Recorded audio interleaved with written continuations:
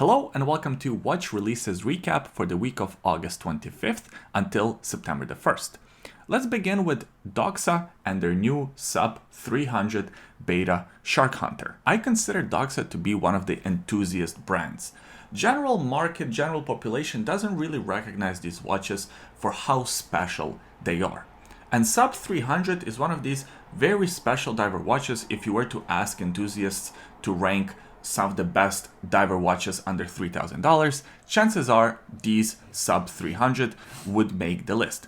Well, now Doxa added another addition to the lineup. This one a little bit more expensive, but also a little bit more special. It's called Sub 300 Beta Sharkhunter, and it features a black carbon case and 18 karat gold bezel with 18 karat gold crown. I personally really love the look of this watch. I like how matted out it is. Even the writing on the dial is barely perceivable. You have to position the watch in the right lighting to really read that Doxa logo. Even the date is hard to read. It's just there for the aesthetic purposes, not so much for the function of it. But hey, I'm here for this watch. I think it looks kick-ass. The only thing that I'm not so crazy about is, of course, the price tag. The more premium the materials, the more special the watch, the higher the price tag will find. This one is priced just under $8,000, which is a lot of money. It's almost 3 times as much as the stainless steel version of this watch. It still features the same size case, the same movement, and essentially all the specs are the same, except for, of course, this one is made out of the carbon case and it has 18 karat gold on it. If I were making a wish list, if I was in charge of Doxa, what I would do, I would recreate this exact watch, maybe price it around $4,000, maybe $4,500. Of course, at that price point, you're not gonna see real 18 karat gold. Do something plated, maybe PVD coated, something like that. Still have the same design without the real gold. Charge under $5,000 for it, and I think this watch would be very successful. I'm probably not the only one who shares the sentiment, and I'm not probably the only one who likes the look of this watch. I think it just looks so damn cool. The Citizen reference AQ 4103-16E black washi paper dial edition. Seiko has a sub-brand called Grand Seiko for more expensive version of Seiko watches. Better movement, better finishes, better case and materials. Well, Citizen has something similar. It's just a little bit more confusing because it's called the Citizen. So there's Citizen and there's the Citizen. It's sort of the Grand Seiko of Citizen watches. This watch here is part of this the Citizen premium line of watches. It's a limited edition watch, but what's surprising about it that it actually will be released to the US market. Usually the Citizen line of watches are only domestic Japanese market. Well, not the case with this one, and I'm thankful for it because this is actually a pretty cool watch. So as I mentioned, what separates regular Citizen from a premium Citizen? Quality and the movement. First of all, the quality, the case itself is made out of titanium. It has some sort of coating on it to make it look like it's a gold case. It is not a gold case and it's not gold plated, just looks like gold. The finishes by all accounts are amazing. Japanese companies really know how to finish a case to a higher standard. And of course, we can't talk about the quality and the finishes of the watch without talking about this dial. Apparently, it's a handmade dial to resemble something called washi paper. I'm not even sure exactly what that is. But what I can tell you is that this watch will be limited to 300 pieces and no 2 dials will be alike because they are handmade. You also see that Citizen Premium logo by the 6 o'clock position and a date window by the 3 o'clock position. Another thing that separates this premium line of Citizen watches from your regular Citizen watches is the movement. So this one is powered by the premium Eco Drive movement. Yes, it's a quartz movement, but it's not one of these cheapo quartz movements. This is one of their premium movements. It's accurate to within 5 seconds per year. And I think it's also an annual calendar. So you don't have to worry about the date changes. You just wear the watch and don't have to worry about anything else. All the things I described being a limited edition, higher quality finishes and higher quality movement, of course, come with a higher price. This one is priced at around $3,800, which is quite a bit of money. I personally would not spend that much money on this specific watch, but hey, that's just my opinion. Leave your thoughts in the comment section below. Let me know if you would spend almost $4,000 on this Citizen. Moving on to the next release. Oris Artelier S. Artelier is one of the lesser known Oris models. Usually Oris is known for their diver watches and their pilot watches. Well, these dress watches really surprised me. They surprised me in how much I actually like them. Oris took a minimalistic approach to this design and it paid off in dividends. Both dial variations, in my opinion, look sharp. The black one looks very handsome in its own way, but I think the green one is the winner for me. It also comes on a different color strap. The black dial version comes on a black strap and the green dial version comes on this brown leather strap. Both come with a deploying clasp and these minimalistic, handsome dials. The watches are powered by Oris's Caliber 773, which is essentially a Sellita SW200, but for a dress watch you don't need much more than that. They also come in very reasonable dress watch cases, 38mm. That's sort of a sweet spot for a lot of dress watches, for a lot of wrists. $2,000 is the retail price of these watches, but I wouldn't be surprised to see them go on discount on websites like Jama Shop in a couple of years or so for around $1,400, $1,500. And I think at that price point, if you're looking for a dress watch, this is a good consideration. It kind of reminds me of Nomos in some ways. I think it's that minimal design language. All right, moving on to the next Oris release. This one is called AquisPro 4000 meters, and 4000 meters stands for, you guessed it, water resistance. This watch couldn't be more different from the watch we just covered.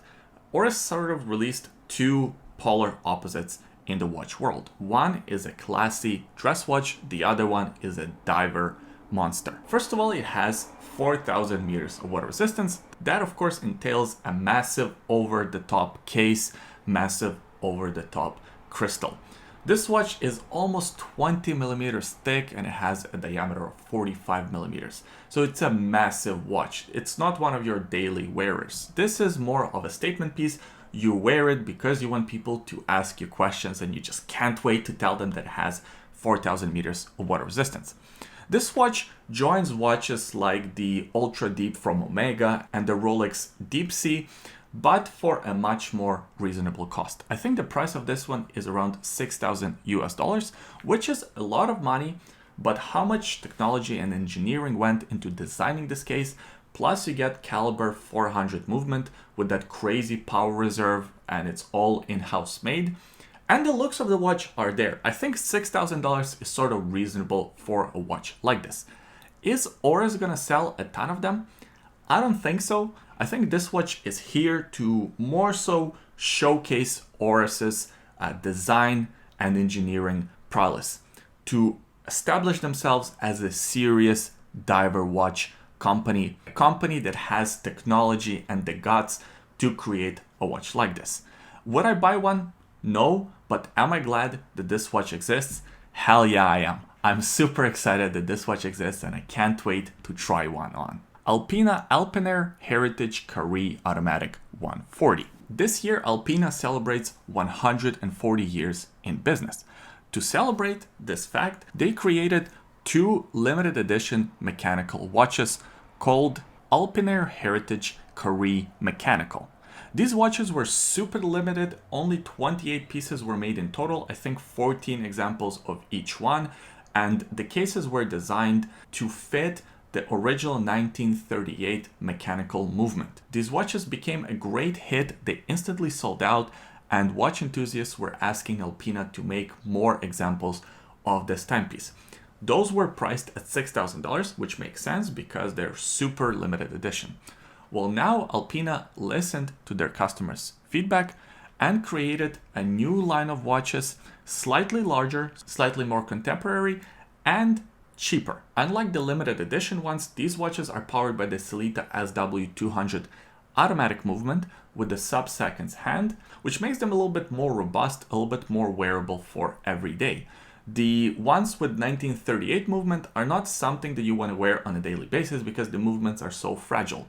These ones here you can really wear on a daily basis, wear it as your dress watch, and I think they look kick-ass. There are two versions available, one with this dark color and one with the cream color. Out of the two, I prefer the dark color. I think that looks very classy and very 1930s. The case diameter is 32.5 millimeters. It's 39 millimeters from one lug to another, and it's under 10 millimeters thick, your classic dress watch proportions. Now, when you hear 32.5 millimeter diameter, you might think it wears small, but you really have to try these watches on because square face watches wear completely different to round watches. Sometimes a 32 millimeter watch with the square face wears closer to 36, 38 millimeters on a round face dress watch. I particularly love the pricing of these watches. They're priced at 1,450 euros, which is around 1,650 US dollars. That's a great deal for a watch like this. Seiko Alpinist GMTs. Finally, Seiko has given us a GMT watch in the Alpinist case and style. So these Alpinist watches are sort of your explorer watches, your field watches, the watches you wear for adventures. And it makes sense to have a GMT complication on a watch like this. I think they had a GMT version of Alpinist a while ago, but those were quartz models only. Nothing wrong with quartz watches, but a lot of enthusiasts prefer the automatic GMT. Well, now Seiko has finally listened to us and gave us two fantastic new GMT models in the Alpinist style. There's one with the black dial and a black strap, and one with the blue dial and the blue strap. Out of the two, I prefer the blue dial one. I think that looks so damn good. I love the fact that they went with the big Arabic numerals for the 3, 6, and 9. I don't love the date window at the 4 o'clock position, but I do have to say they did a pretty good job integrating it into the case so it doesn't really stand out too much. Even the background of the date wheel matches the dial for better integration. I love that giant triangle on the GMT hand, and I love the fact that they introduced a 24-hour GMT style bezel in a brushed stainless steel look. There's still a crown at the 4 o'clock position. This crown controls in the rotating bezel. The bezel is the compass, which is kind of cool and unique, and it's a big part of Alpinist watches identity. Another big part of Alpinist's identity are these cathedral style hands, and I'm happy to say that Seiko carries on that tradition with cathedral hands. This watch in general just looks very, very handsome. I'm a Seiko fan, and being a fan of a company sometimes can be the worst thing because you are so critical of every step that they make. It's like being a fan of Star Wars movies. Fans of Star Wars are their worst critics. And the same thing with Seiko fans. Every little nitpick we find and we critique and we know that things could be better. I think this watch here could not have been better. I love the design. Maybe get rid of the date wheel, but I'll take the date window. It's fine. I like the size of it, 39.5 millimeters, perfect for this type of a watch. And even the price is okay, 1,200 euros, which is just under 1,300 US dollars. But of course, we know that retail price is one thing with Seiko, but the gray market dealers will have these watches for around $1,000 within a few months or so. I guess depending on how popular these watches are, but let's say within a year, you'll be able to pick up this watch brand new from a gray market dealer for around $1,000. And I think at that price point, it's fantastic. The new Frederique Constant Classic Power Reserve Big Date Manufacturer Watch. Frederique Constant is celebrating their 35 years anniversary in business. In the grand scheme of things, in a watch market, it's not too long. You have watch companies that have been in business for hundreds of years, but for a new watch company, that's really impressive. What's even more impressive is the fact that they're releasing their 31st in-house caliber movement. In-house caliber movements are not easy to produce, and having 31 of them under your belt is very impressive. To pile on all the things that are impressive about Frederique Constant so far is the fact that this new caliber movement called 31 also is a high complication movement. It has a big date complication. Apparently this complication is not very easy to execute because you essentially have two different date wheels and they have to perfectly align each time to give you an accurate date reading. To go along with this new caliber movement, Frederique Constant is also releasing a new model, One is in a rose gold, the other one is in a stainless steel. The one we're going to focus on is the stainless steel one because it's more reasonably priced at $5,000. The rose gold one is limited to 350 pieces and it's priced at 20 grand, which I think is a little bit steep, especially since the stainless steel one is only 5 grand. For $5,000, you actually get quite a bit. So you get this big date complication. You also get a power reserve at the 9 o'clock position and a moon phase complication closer to the 6 o'clock position. Moon phase complications are some of the most useless complications in modern world, but it's also one of the most beautiful complications in the modern world.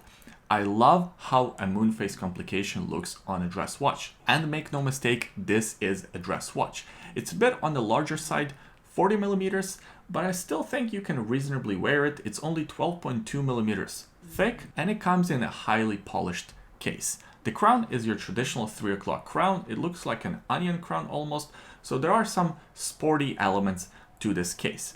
We also see a display case back displaying their new in-house made movement. I think what Frederique Constant is doing here is super impressive because these type of complications don't come cheap, they don't come easy.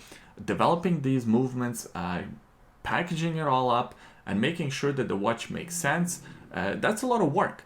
So having all of that in a package for around $5,000 is great. It's great for us and it's also great for the industry. It just shows the other big watch companies that it's possible to create these type of movements, these type of complications in good looking watches at a reasonable price. And that's it. Those are the releases for this week. What do you think? Do you like them? Do you not like them? Which ones stood out to you? Do you like the new Seiko Alpinist GMTs? I'm guessing a lot of you will like that. I personally love that the most. It's my favorite release out of all of the releases this week. Leave your comments in the comment section below. I always enjoy reading them. Also give this video a thumbs up if you enjoyed it. Subscribe to the YouTube channel. We release new videos every week. Thanks for watching this one and we'll see you next time.